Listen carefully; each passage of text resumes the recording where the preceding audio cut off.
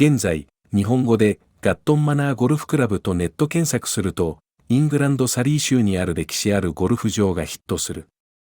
私が在英した1989年は、インターネットが普及しておらず、地元の富裕層のみがこのゴルフ場の存在を知っており、訪れる人が少なかった。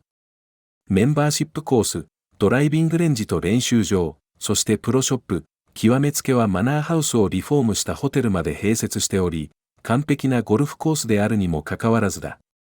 ジョンは私をプロショップに連れて行くために声をかけたのだった。ジョンがショップ店員に何か言うと、気に入ったクラブがあれば試打していいよと言われた。私はいろいろなメーカーの7番アイアンを手に取り、どれがいいか選別した。お